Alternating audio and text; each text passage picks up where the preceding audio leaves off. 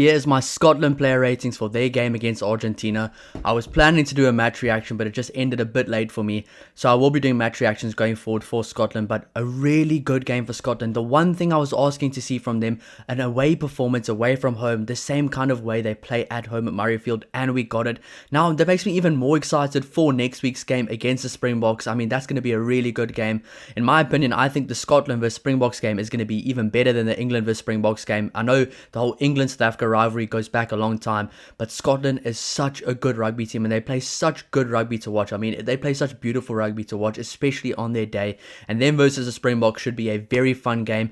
Different styles, different type of players, some really good players as well. I think it's going to be an absolutely awesome game. I'm not too sure where they are playing. I think it could be Kings Park. I'm not too sure. But that being said, that is going to be an absolutely awesome game. But if you do enjoy the content, please don't forget to like and subscribe to help the channel grow. I really do appreciate all the support.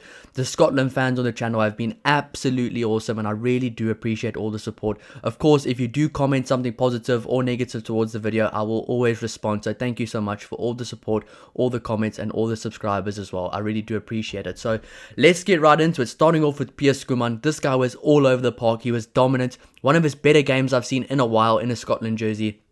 For Piers Schoeman, I've gone for an 8 out of 10. A really dominant performance and also running an extremely good line to score a very good try for him. I think that's his 8th try now for Scotland. This guy's such a good player. I know he was on the bench in the Six Nations, but he deserves to be a starter. He is a starting rugby player. And this guy, he lives and breathes the Scotland team right now. Yes, he's born in South Africa. Yes, he's got the thickest South African accent you could probably ever hear. But you can just see, if you've seen videos from online as well, this guy's really bought into the culture in Scotland. And he is one of those leaders without being a captain, without being labelled as a captain. He is one of those leaders that just leads by example for the Scotland team. So an 8 out of 10 for him. Moving on to number 2, Ewan Ashman. I've gone for a 7 out of 10.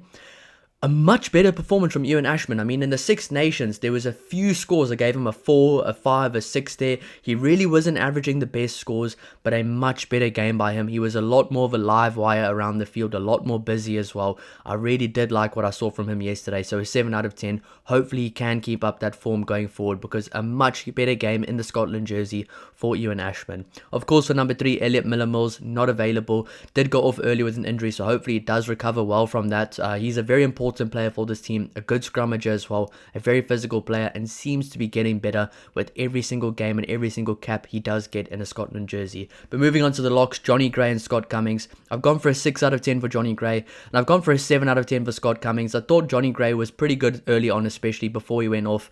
Some good carries there, showed his size, showed his strength, showed his physicality as well. I think a 6 out of 10 is a fair score for Johnny Gray. I do actually expect him to start in the next game as well. I thought he did enough to get a starting position for the next game. But number 5, Scott Cummings, a 7 out of 10. This guy is an absolute workhorse. You don't ever see this guy on the field, but he's always there getting stuck in. He's busy, he's physical. He's one of those guys, a key part of that engine room for Scotland. He keeps it ticking over. This guy is a very important player for Scotland. His clean-outs at the breakdown were very accurate yesterday. He was very physical. He played with a lot of intensity. Some good tackles and some good carries as well. So a 7 out of 10 for Scott Cummings. He has been really good since getting an opportunity in the Scotland jersey. Now moving on to the loose forwards, a really good loose trio from Scotland here. Matt Fagerson, Rory Dodge and Jack Dempsey. I've gone for a 6.5 out of 10 for Matt Fagerson, an 8 out of 10 for Rory Dodge and a 6 out of 10 for Jack Dempsey. I thought Jack Dempsey was the worst out of those 3 yesterday, to be honest. And I think recently, Jack Dempsey's really not been at the level we've seen him at before. I mean, a few months ago, at the start of the year, at the end of last year, Jack Dempsey was spoken about as probably the second best or best player in the Scotland team. And we haven't really seen that for a while now from him. I don't know what it is. I don't think he's getting a big hit or something. I just think he's trying to play the same style. It's just not working out for him. I think one of these days it will click for him. Don't get me wrong. He's still a good player on the park. He still gets around really well. Good carries, good footwork, very mobile, very athletic as well, very explosive. But that being said, he just wasn't the best out of those 3 in my opinion. But I mean, 6.5 for Matt Fagerson. A physical presence, a good ball carrier, very physical, very intense, high intensity from him. I like what I see from Matt Fagerson every time. And I really do believe going forward into the World Cup next year, Matt Fagerson has made that number 6 jersey his. I really do believe that. So a 6.5 for him. And then on to number 7, Rory Dodge. I've gone for an 8 out of 10. This guy is absolutely awesome to watch play rugby. He plays the game the right way. When he tackles people, he doesn't just tackle them, he smashes them, and when he carries the ball in hand, he runs through people and he runs over people. A phenomenal rugby player. I'm so glad he's trying kind of becoming rated fairly for what he is. A really good rugby player who always makes an incredible impact. He's one of those guys in your team that you just need, that just he gets stuck in, he does the things in the big moments, but I think the best way to describe him, which a lot of people do say, is Rory Dodge is a dog. Like, this guy loves the physical part of the game. He loves carrying hard. He loves tackling hard. He lives and breathes the physicality of rugby. So, an 8 out of 10 for Rory Dodge. A really good performance to help that forward pack out-muscle the Argentina forward pack, which it's crazy to think that the Scotland forward pack actually got a little bit more dominance than I thought they would. So, a really good performance there from him. And of course, Jack Dempsey, a 6 out of 10.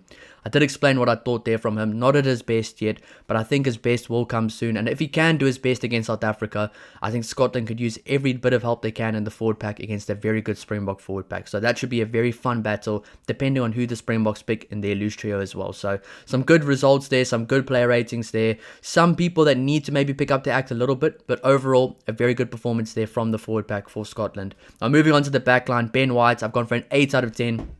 Crisp service, quick service, good ball skills yesterday, good from the base, quick around the park, really played with a lot of energy. The Ben White we know and the Ben White we love to watch play rugby. Good kicking game as well. I just thought he really kind of was it was honestly a leader yesterday, Ben White. He played as a leader. He played a lot better than he did in the Six Nations, where he had some really good games and then some very poor games. So hopefully we can see this consistently from Ben White, because when Ben White's on it, the whole team benefits. The ball gets crisp out to the back line, quick ball, clean ball, beautiful passes. He delegates the forwards nicely around the corner. He is a really good scrum off from the starting lineup. And I've said this many times, where a lot of people think George Horne should be the starting scrum off for Scotland, but I don't think so. I think George Horne is the perfect scrum off, the perfect player to play off the bench, and Ben White in this team, especially when he plays like that, is the perfect player to start at number 9. But moving on to number 10, Tom Jordan, I've gone for a 6.5.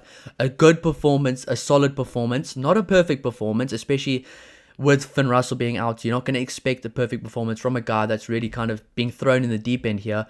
But you can see the potential at number 10 for Tom Jordan. He looked comfortable at times. He did some very good things as well. While he was on the field, I thought he had a pretty solid game, to be honest. And I think he might even start at number 10 against South Africa if Finn Russell isn't healthy. Hopefully, for Scotland's sake, Finn Russell is healthy. But I think Tom Jordan's maybe just secured himself a spot in the 23 going forward, whether it's in the starting lineup or as number 23 on the bench. I think he's kind of got it covered now, showing a performance there at the number 10 jersey, because he can play on the wing, he can play fullback, he can play 10, and he probably can play centers as well, because he is quite a physical guy at number 10 as well. So a decent performance there. I've gone for a 6.5. I've also gone for a 6.5 for Jamie Dobie. Don't get me wrong, he was a live wire all over the field. Just didn't have that exact big impact that we saw from some of the other players, and we know Jamie Dobie can make a massive impact. But that being said, in my book, 6.5, which I did see a comment now, they want whole numbers, they don't want 0.5. So also let me know down below in the comments, do you want 0.5s from now on? Because sometimes giving a 6 out of 10 just doesn't feel right, but also giving a 7 feels too high. So giving a 6.5 just feels right for this, because it's not bad, it's not just good, it's a little bit better than good, like almost pretty good. So a 6.5 for Jamie Dobie there. Moving on to the centers, and these guys just look to click from the get-go. I have to honestly admit that I was wrong about this. I thought that they need to play Stafford McDowell at number 13 to keep the cohesion. Yes, maybe Rory Hutchison's a better player, but maybe Stafford McDowell's the right guy right now. I was defending myself with this. I was completely wrong. Rory Hutchison and Sione Tuipulotu look like they could be a very good centre combination from now on for Scotland. I almost said the Stormers. For Scotland, Sione Tuipulotu, I've gone for an 8 out of 10, and Rory Hutchison for a 9 out of 10. These guys were all over the park. They were gelling well together. They're good playmakers. They're good ball carriers. They're really good with their work rate off the ball as well. I do like that centre combination a lot, and I think looking at the game next week against the Springboks, Sione Tuipulotu and Rory Hutchison are a much better centre combination than that of Tommy Freeman and Seb Atkinson right now. So I think next week's game against the Springboks definitely is going to be a much harder contest for the Springboks. And I think if Scotland play like that, they've got a good chance against the Springboks in South Africa. So some really positive things we have seen from the Scotland team, and that centre combination there is one of the top positives as well. Looking at some of the other players, the two Kyles, number 14 and number 15, Kyle Steyn and Kyle Rowe. I've gone for a 6.5 out of 10 for Kyle Steyn. we've seen what he can do this year, and you have to remember these player ratings isn't Kyle Stain versus Jamie Doby. It's Kyle Stain versus Kyle Stain we've seen at his best. So I've gone for a 6.5 for Kyle Stain. A solid performance, good work rate, did well with his fundamentals in the game. Still a very good player, still a very good game as well, but just not at his absolute best. So a 6.5, which in my opinion is still a good score, especially at that level. And number 15, Kyle Rowe. He was magnificent yesterday. He looked comfortable. And I know a lot of people were saying maybe he shouldn't be in the number 15 jersey. Maybe someone else should be. Kyle Rowe proved everyone wrong. All the people that believed in him, he proved those guys right, or those people right, because he had a phenomenal performance yesterday. The try he scored with his footwork on the outside. This guy's the real deal, and he's been solid for Glasgow as well, especially in those games where it matters. I remember a game, I think it was to see if they were going to end number 1 or number 2 on the table. He absolutely sliced through the teams there, and in the quarterfinal as well, he was really good in those games, so a very good performance from Kyle Rowe. I've gone for a 9 out of 10, so I think he does deserve that. But once again, let me know down below if you do agree. Let me know what you agree with, what you saw, or also let me know what you disagree with and why, because I'd love to know why. I'd love to talk about it as well in the comments. If I am very energetic, it's because I love the Scotland team. I love watching the Scotland team play. I don't know what it is, but I really just want to go to Murrayfield and watch this team play because there's some really exciting players here. I love the jerseys. I love the brand. I love the fans. Yeah, I mean, probably will love the whiskey as well. But that being said, a really good performance from the Scotland team. And then looking at the bench, I'll rate the bench as a whole. You can probably see it here or here. I think it will be here.